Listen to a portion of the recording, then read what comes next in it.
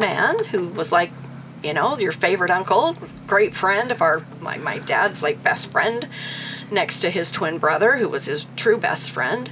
And he picked me up from piano to take me horseback riding because he had a furniture client out at this ranch that he needed to go visit. And I love horses. And so he was trying to give me riding lessons. And, he's like, it's like having your brother pick up your child from something and take him to an event that you don't have time for, or you don't have the horse or whatever. Exactly. And he kidnapped me.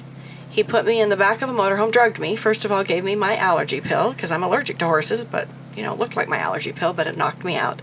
And I woke up in the back of a motorhome with a partition. I couldn't see who was driving. It was dark. And a funny voice was playing on this box. I call it the box. It's terrifying to me, the box. And it was like a high-pitched, staccato, alien-sounding voice. And it would repeat these words over and over again, that I was the female companion, I was to have a child, to save their dying planet, I was special, I was half alien, half human. And what's so interesting is people are like, how could you believe that story? I'm like, wait, it was the 70s, and he took us to all the science fiction movies. We watched Lost in Space on TV. We watched Star Trek. We watched Planet of the Apes. He always made sure that we were all watching things. He'd bring over news articles from the black and white newspaper. We didn't have social media, we didn't have cell phones, we didn't have any of that, but he'd put the paper on the table and it would have a little flying disc, like a flying saucer, a picture of that in black and white in the newspaper. And he wasn't showing it to me. I just happened to be sitting at the table doing my homework. He's showing it to my mom. And then he's using words like, do you think that this is the gathering of Israel? And you think the second coming of Christ is right around the corner? Because people are coming here from other planets and other worlds. Maybe that's what's happening. Like Armageddon is just around the corner. He would use language that was familiar enough from Sunday school so that as a kid, you're looking at that going, wow, that's neat, that's interesting. Not even gathering that any of this is grooming. It was all grooming. He groomed my mother, he groomed my father, he groomed me, he groomed my sisters, our entire congregation. Absolutely. Together and separately. As a family, we did hundreds of activities with them. They look just like any other great family that you meet in your neighborhood. Boom. And that's what it is. And that's what your message is to get out, is to pay attention to what your gut or spidey senses might, something is maybe a little off, but then you dismiss it. Right. Because they are your neighbor. Right. They are a fellow church member. They are your, oh gosh, this person got Teacher of the Year last year. Why would I have a funny feeling? That's ridiculous. And you dismiss it instead of paying attention to it. Right. So that's tricky in a world. Very tricky. That's why there's so much of this kind of abuse. Yes. Because these manipulators and predators take advantage of our kindness, our trust, we were genuine. We loved this whole family. And that shocking experience that happened to me for the next 4 years, where I was kidnapped a second time, when we were found the first time in Mexico, and then he was convicted of 5 years in jail, but he only spent 15 days in jail because sentence suspended, and you know how it goes. And anyway, he took me again, and I was gone for, almost 6 weeks the second time. In the Catholic school. More than that, actually. I was gone for almost 3 months. So yeah. But all the time thinking I was being watched by aliens, and that I was supposed to have a baby to save the dying planet, which is the crazy, weird part of the story. But the common part of the story is that it's someone you know. Was there a point, or was it over time that you realized that nothing was true? It happened at a specific point, because the way that he set it up was that by the age, I didn't know it was him, but the way the story went is that by the age of 16, I was supposed to have this savior, this baby Jesus child, to save this dying planet. And if I didn't do it, then my little sister, Susan, who was also supposedly half alien, half human, then she would be taken. Okay. And she would have to do the mission. So what happened was, right around my 16th birthday, I wasn't vaporized, which was the threat that I would be vaporized, and that my sister would have to go do the mission. My other sister was threatened that she would go blind if I didn't follow the rules, like never talk to any boys, don't have a relationship with your dad. There were certain rules that I had to follow, and so anytime that something bad would happen, I assumed that I had done something wrong or bad. So when nothing happened, basically At 16. at 16, I finally accepted a date to a dance. I was testing the waters, and he was kind of disappearing into the background. Like, I'm home, from the second kidnapping, but he's still in contact with me. But he's getting bored because he's found his next victim. Okay. I know that now. Yeah. I didn't know that then. But he's not, he can see I'm eventually going to, mature and start puberty, which happened late for me. I was 17 when that all happened. So at some juncture, he meets the next single woman who has a 9-year-old and starts grooming. on the process. So he's getting tired of me or something and has a new person, that's the thing. It's 30 to 70 children over the course of a criminal pedophile's life will be offended. So it's not one and done. And I know of 7, including me, and I'm sure there are more that I hope will come forward and tell me this same man did this to them. So what happened was I tested the waters. I went to a dance. I didn't die. Susan wasn't missing. Karen wasn't blind. Dad wasn't dead. Mom was still cooking dinner. And it was the beginning of me starting to go, wait a minute, is this real? Is this true? Because what I thought was going to happen didn't happen. Now, for someone else, like how you were framing that question, what do you know is reality or not?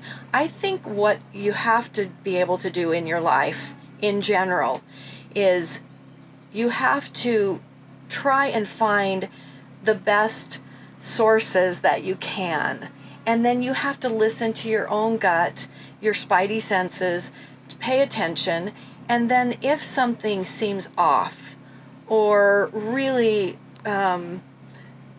there's something there, instead of just dismissing it, like I always say, if you feel like you notice for just a second the way your child recoils their shoulder when somebody puts their hand on their shoulder or their back, and you think, oh, that's odd.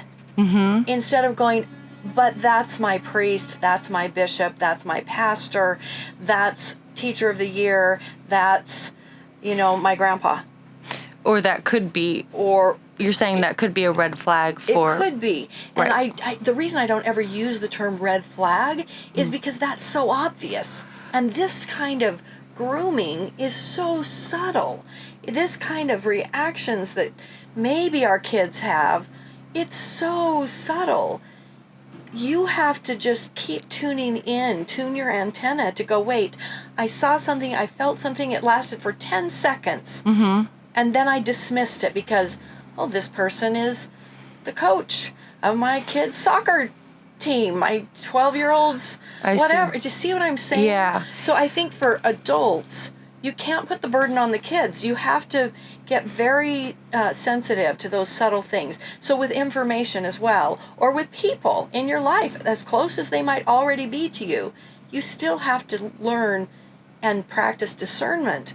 Like if they're always talking about wacky things, or they're always kind of in the weeds about every conspiracy theory or whatever it might be, I think you have to be wise enough to say, I know that there's a lot of information, misinformation, especially in today's world, where somebody can say a lie, and if you say it enough times, people will believe it. Yeah, then it's news. Yeah. It's news. And so you just have to find better ways to discern and to look at what might be signs of abuse. They're so subtle. I call it a blue sound wave that just goes through that spidey sense in your gut or your back of your neck. Ooh, yeah. I never call it a red flag because it's too subtle. My parents, if they'd have seen red flags, they'd have jumped in front of the moving train. Of course. My parents loved their girls. So yeah, and there's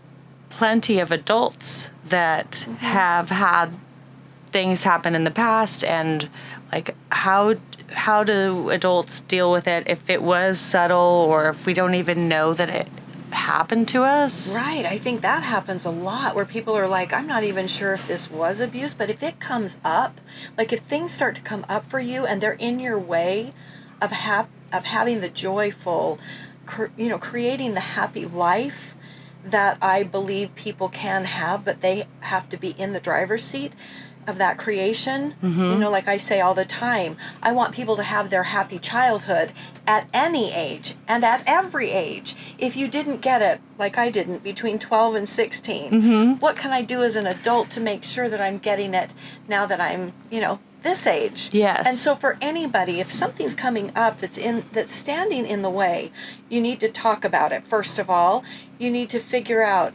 was this abuse? Is this why this keeps coming up? And then you have to deal with it. Find the therapist.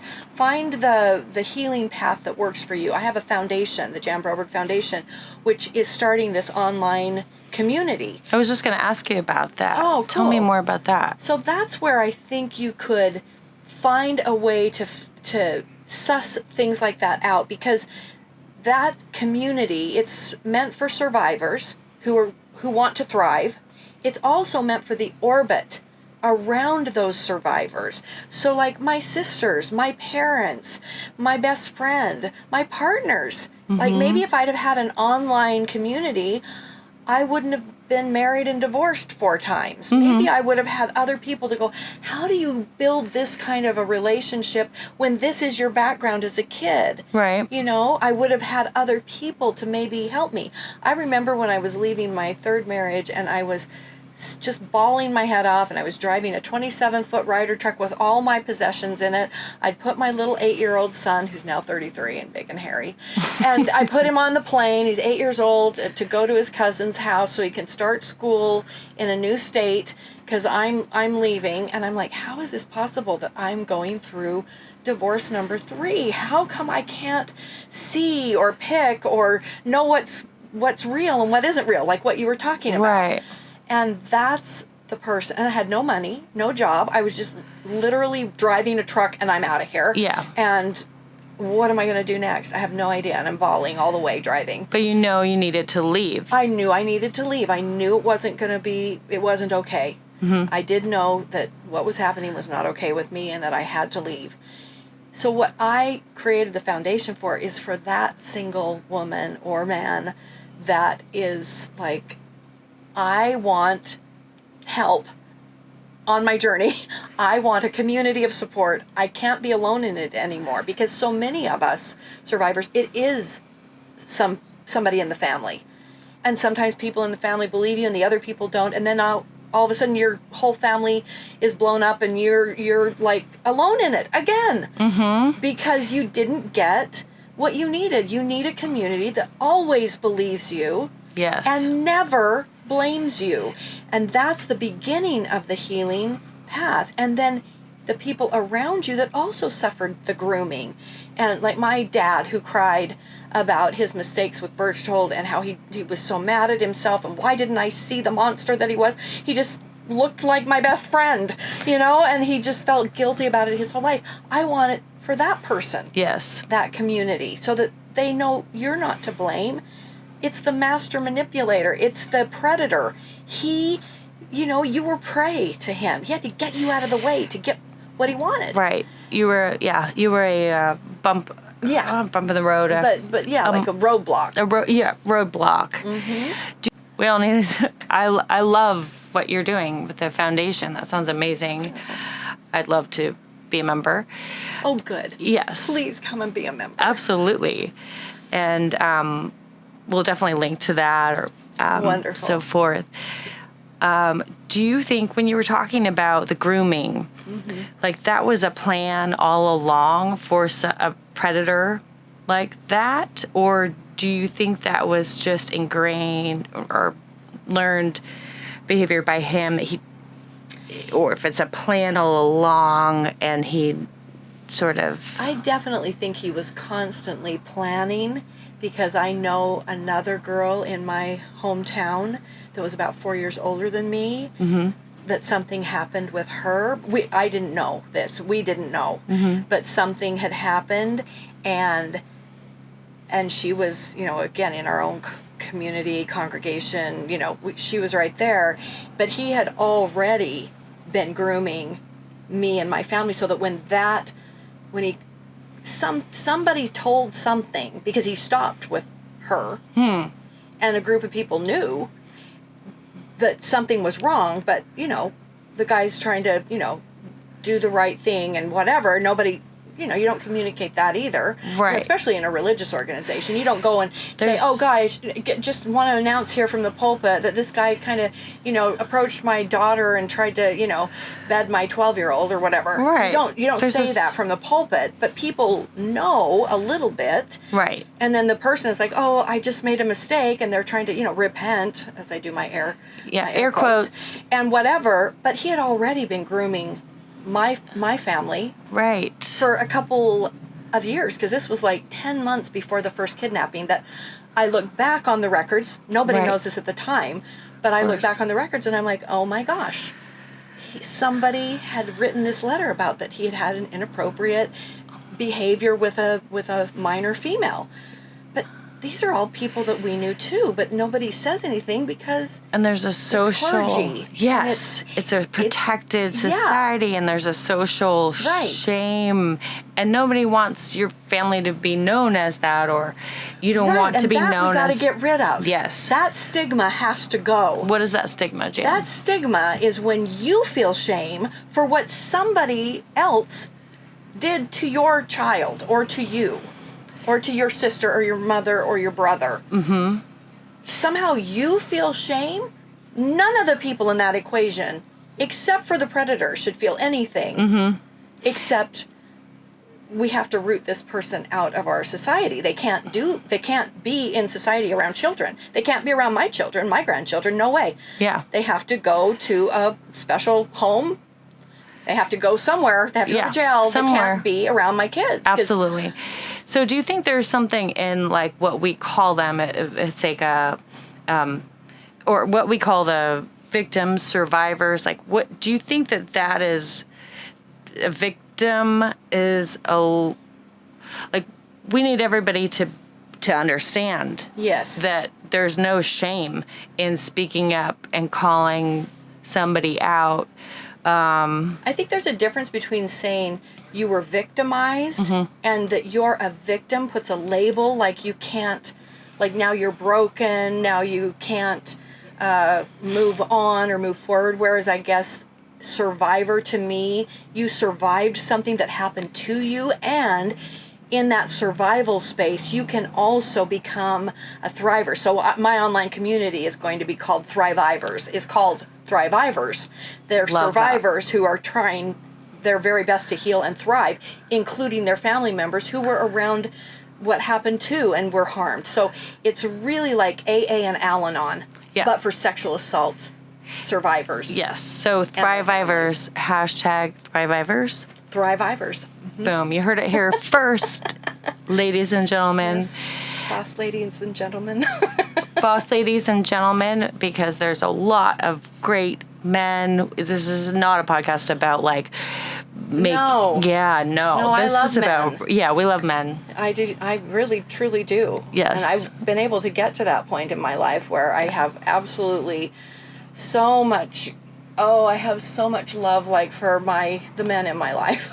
Yes. And I think it must be especially hard for men to talk about, because almost it is true that it's more of a problem with men. There are women predators too, but it's a much smaller percentage, and not every pedophile is a criminal pedophile. I mean, people will say, things, and I'm like, yeah, but have they acted on that? There's a difference. And I think that making the distinction is important, because I think, if we're going to deal with that too, like, how do you deal with that? People have to be able to talk about that.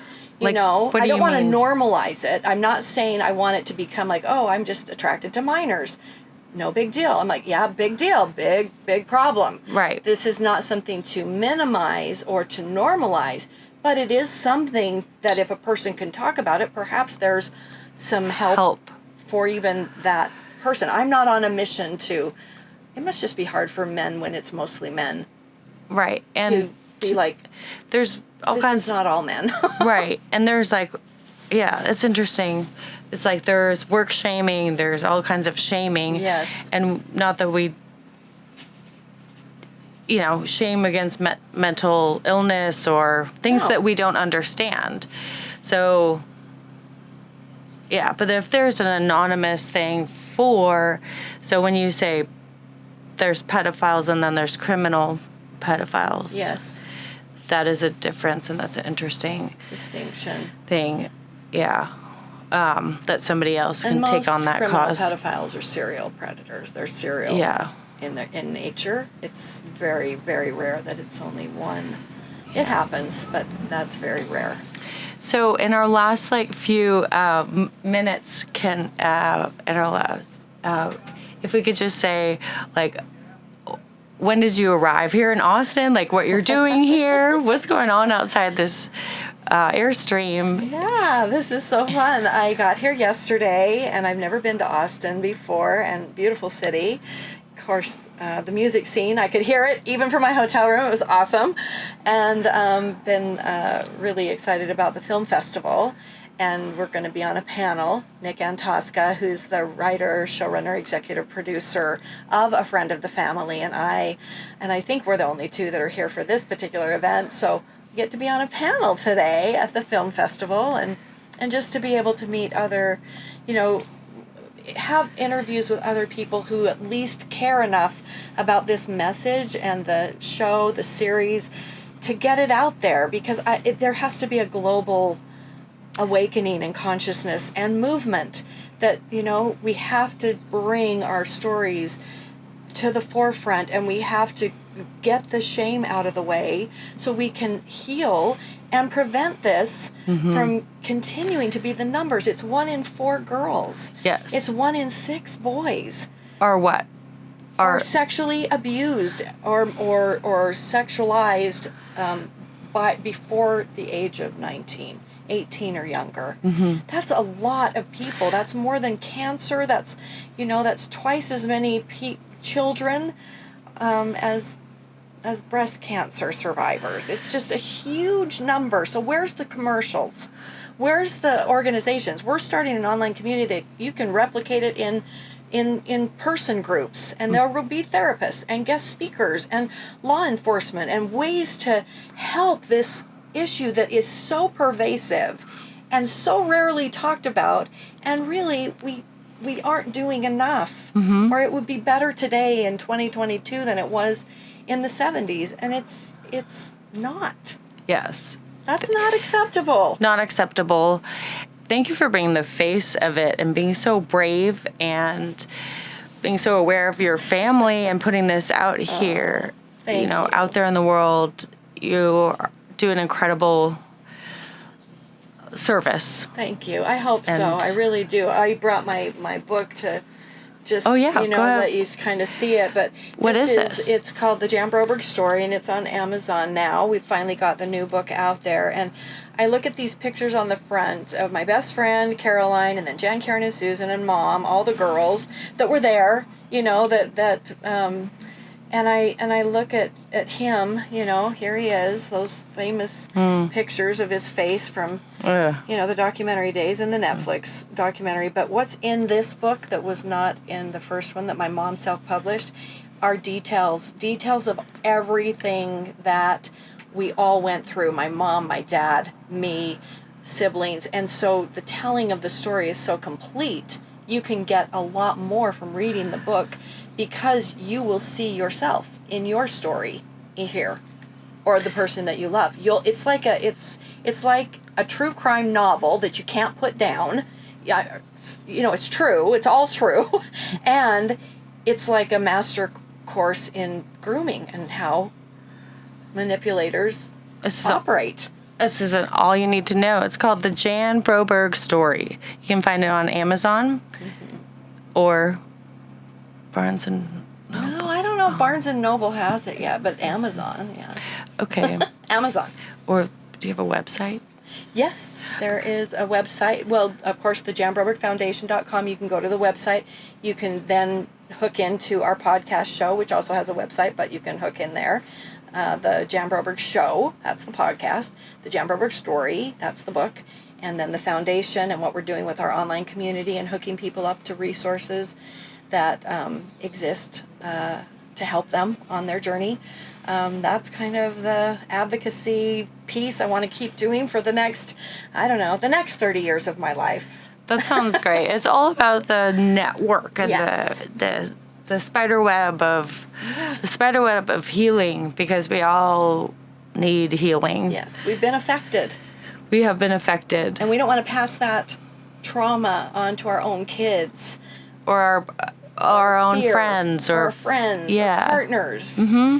We want to have that space where we really can, awareness is the first step, and talking about our stories is step one for our healing. So that's what I'm all about and all in, and I appreciate you helping me with that message today. Absolutely. This has been Boss Ladies on the Road.